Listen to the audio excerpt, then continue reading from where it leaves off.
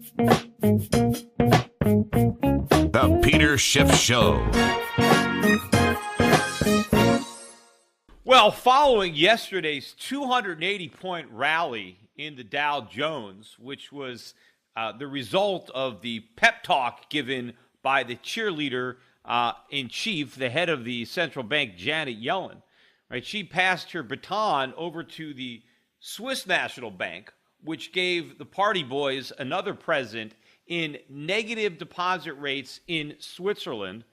Not for the mom and pops who open up a passport bank account. They'll just have to suffer 0% interest rates and a declining purchasing power as their Swiss francs have been converted into euros. But for larger deposits, they're going to be charged 25 basis points. So you've got a negative 0.25% interest rate in Switzerland. And that was enough to send the Swiss franc and the euro lower, and U.S. stocks surging a 420-point rocket ship ride in the Dow.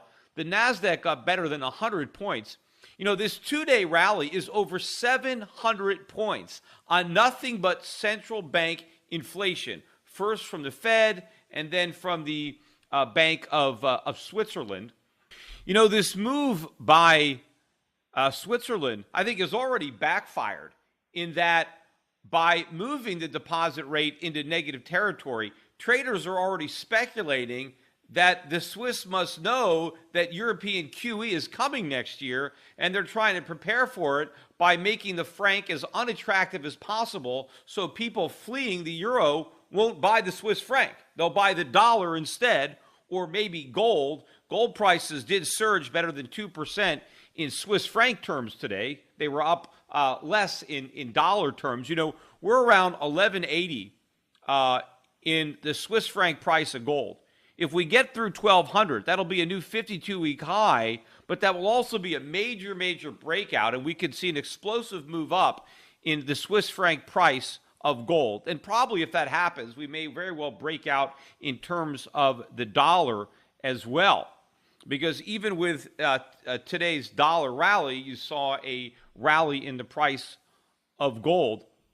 But if you think about this, 700-point two-day party on Wall Street, what has changed? I mean, certainly not oil prices. In fact, oil prices tried to rally today, and they ended up down almost $2. We settled below $55 a barrel, almost near the lows. So anybody who might have been worried about falling oil prices or the fallout in the credit market, their concerns haven't been eased. Certainly if you were worried about Russia or emerging markets or any of that contagion, none of that has changed. And if you were just worried about, overpriced U.S. markets, that hasn't changed either.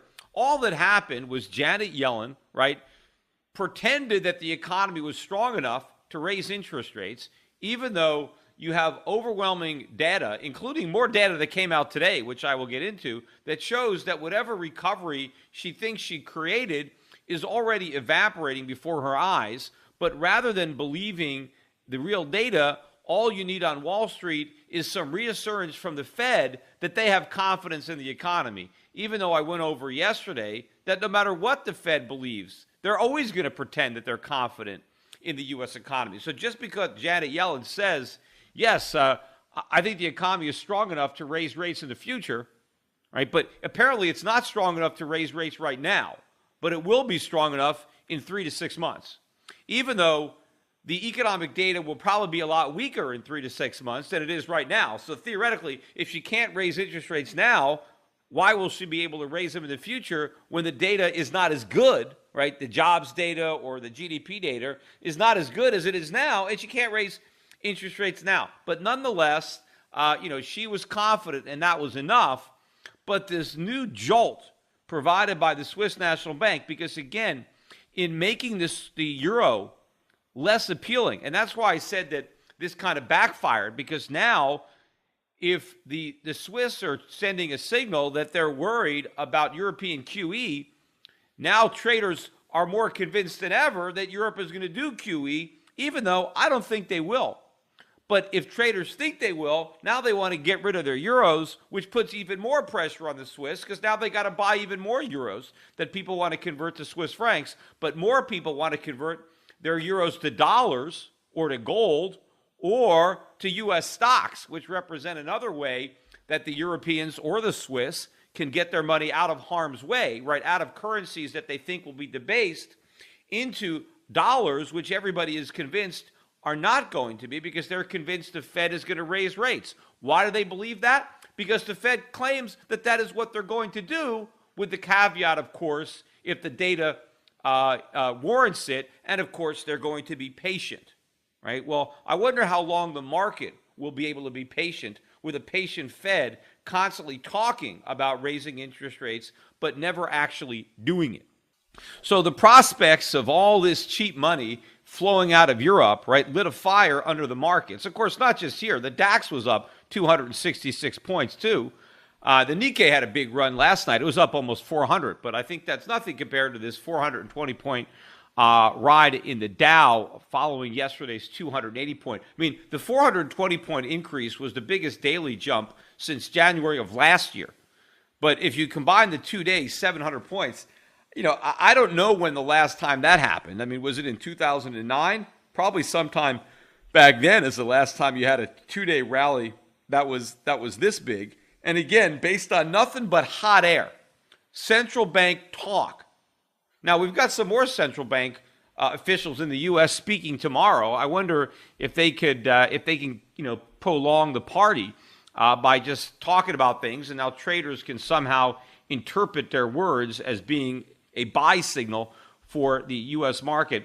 Let me mention some of the economic data that, again, was overlooked today, as is often the case when the news comes out bad. Nobody wants to confront bad economic news. We got the PMI, the Flash Services PMI for December. Now, this index had dropped for 5 consecutive months in a row. And the analysts were estimating that we were going to break that trend and that December was going to rise from last month's 56.3. It was supposed to rise to 57.3. Instead, it plunged all the way down to 53.6. Huge miss. In fact, it's the biggest miss since they began keeping the statistics. This is now the 6th consecutive month that number has declined. Anything above 50 is contraction. But as the number gets lower and lower, the expansion is slowing down.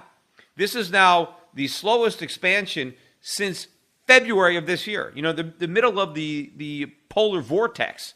Well, what's the excuse now for the service sector expansion slowing so much? We don't have all the snow that we were buried under in February. So what's the excuse? And to me, this is more indication that the recovery is already faltering and the Fed hasn't even gotten around to its rate hike. It seems that the longer the Fed waits to raise interest rates, the weaker the economy is going to be, which means the less likely it is to raise those rates and the more likely it is to do QE4. So that was a horrible number. We also got the Philadelphia Fed survey, and last month we got like an outlier. It was the highest reading in about 20 years. The reading came in at 40.8. They were looking for it to drop back down to 26, although some people thought it would still be as high as 36. Instead, it jumped all the way back down to 24.5. So an even bigger decline than had been forecast. But more importantly, these are the weakest readings since April. So Philly Fed coming out weaker than expected, and the service sector PMI much weaker than expected, exacerbating a bad trend that was already in effect, that people were again hoping would reverse, and it didn't happen. Yet none of the bad news got in the way of the Dow's 420-point rally. Why? Because Janet Yellen said things are good. And because Janet Yellen says things are good, we can ignore all the data that proves she's wrong. As if Janet Yellen has such a fantastic track record of getting stuff right. In fact, I talked yesterday on yesterday's podcast about the Janet Yellen press conference, but I want you to listen to a little bit of her answer. Steve Leisman asked her the question about the oil market. Was there concern, Steve Leisman, CNBC, was there concern expressed at the meeting that the signal coming from markets and a variety of markets, lower oil prices, lower yields around the world, was one of deflation, and that risk was one that should perhaps overshadow the concern about inflation on the other side? While she did say that, well, yes, maybe there's some small problem here, we shouldn't worry about it, because she was convinced that falling gas prices on balance were good news both for the consumer and the economy. I think the judgment of the committee is that from the standpoint of the United States and the U.S. outlook, that the decline we've seen in oil prices is likely to be on net a positive. It's something that's certainly good for families, for households. It's putting more money in their pockets, having to spend less on gas and energy. And so in that sense, it's like a tax cut that boosts their spending power. Now, why did Janet Yellen say that lower gas prices were going to be good for the economy? She said, well, it was like a tax cut. She said that if gas prices come down and now consumers can spend less on gas because the prices are lower, well, they have more money to spend on other goods and services. Therefore, they can spend more. And so that's going to boost consumer spending. It's going to boost the economy. So we're going to get a boom from the fall in gas prices. Now, the reason I want to talk about this again is to show the inconsistencies in what Janet Yellen says, and the fact that nobody bothers to challenge her when she obviously contradicts herself. The biggest worry that Janet Yellen publicly expresses about the economy is that consumer prices are not rising fast enough. She's worried that prices are not going up fast enough, right? That the price increases are too slow. Well, wait a minute. If you listen to Janet Yellen's explanation about why falling gasoline prices benefits the consumer, why can't you simply substitute any other price that might be part of the CPI basket? Because gasoline prices are there. They are one of the consumer prices that Janet Yellen is worried are not rising fast enough, because she thinks that rising consumer prices are necessary for the economic growth. She thinks they're beneficial to consumers, because if she didn't think rising prices were good, she wouldn't be striving to use monetary policy to make prices go up. But yet she's describing here to Steve Leisman and the audience why she believes that falling gasoline prices are good for consumers. Well, if that is the case, what makes gasoline different than any other price that is a component of the CPI?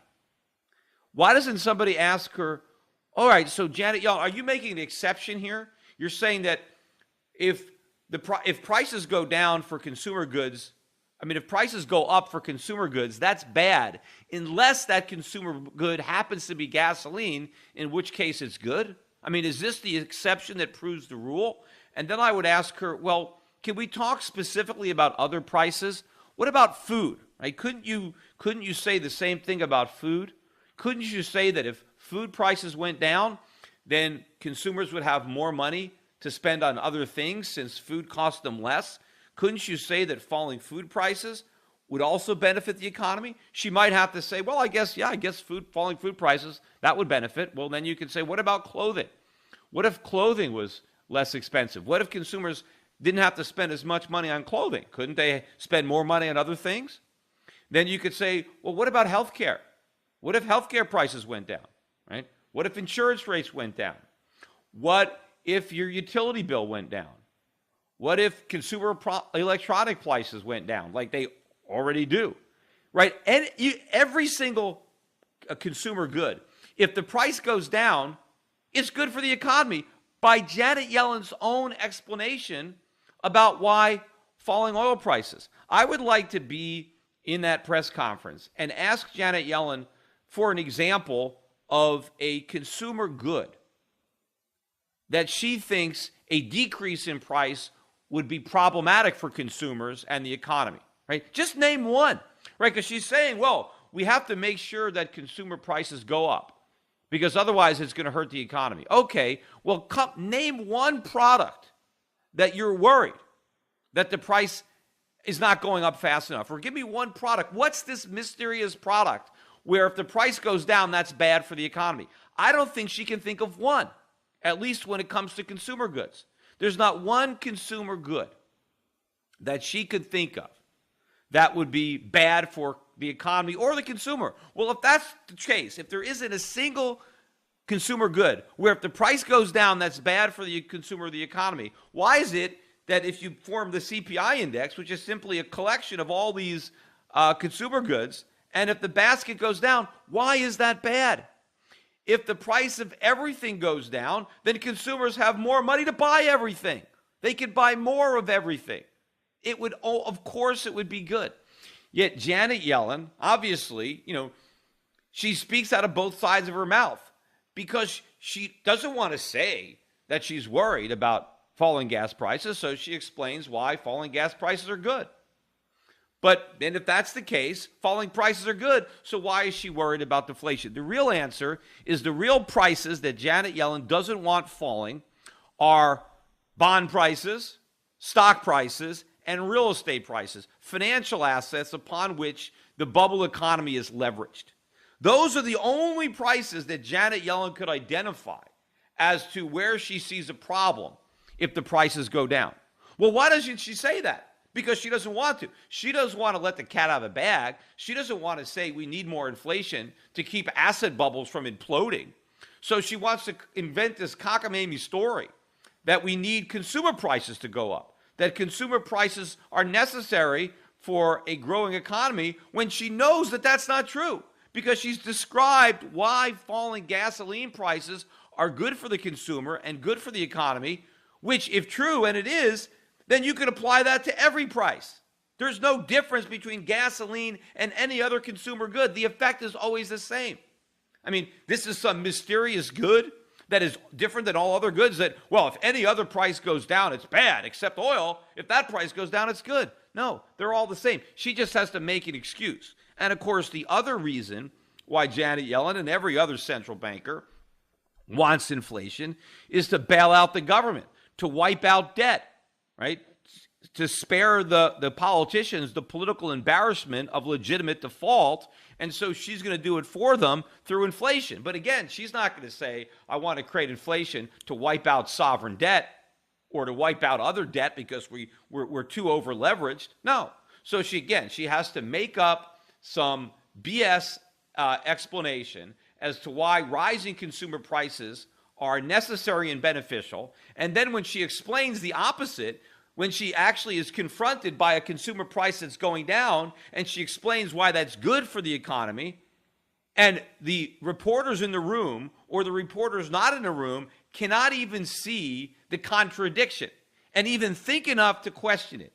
Yet, when Janet Yellen says anything, right, the markets rally, the dollar rally, because she's all wise, all knowing, and if Janet Yellen says the economy is strong enough to raise interest rates, then it must be, even though she hasn't raised them. And as I said yesterday, if the economy was strong enough to raise rates, the Fed would have raised them a long time ago. They wouldn't just talk about it, like I said about somebody who's obese and going to go on a diet. If you're going to go on a diet, you don't just talk about it, you go on a diet, right? But it's when you're not going to go on a diet. You want to fool your friends into thinking that you're going to go on a diet. As you're stuffing your face with junk food, maybe you could even fool yourself, right, by relieving the guilt, by talking about the diet that you're going to go on in the future that you don't have the courage to go on right now because you don't want to deny yourself the junk food that tastes so good. And so the same thing is going on here.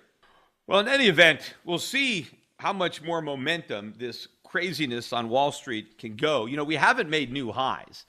We had a very sharp decline leading into this big two-day jump. I'm sure there was a lot of short covering during the last couple of days. A lot of people that maybe tried to get short this market got scared out of their positions based on this momentum. So we'll see if the market can make new highs, because if it can't, it's probably going to turn down once again. Also, with all of the concerns now about the euro, even though the euro was down, it hasn't quite made new lows against the dollar. So we'll see if maybe the euro is putting in a bit of a short-term bottom against the dollar. It's hard to tell. Again, I think the conclusion to which everybody has prematurely arrived, that Europe is going to do QE for sure and we're going to raise rates, is wrong.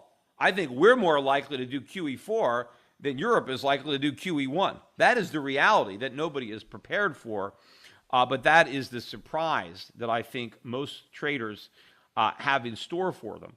So we'll watch these markets closely for the next few days to see if there's any sign of sanity, any sign that people are starting to figure this out. And again, we're going to watch very closely the gold price, not only in terms of US dollars, but I think more importantly, in terms of Swiss francs.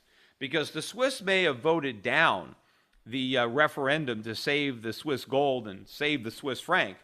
But if gold breaks above 1,200 francs, I think a lot of Swiss citizens are going to buy gold on their own. Maybe even a lot of the ones who voted no are going to vote yes with their feet or their pocketbooks when they turn in their Swiss francs for gold bullion, because their Swiss francs are no longer Swiss francs. They are euros.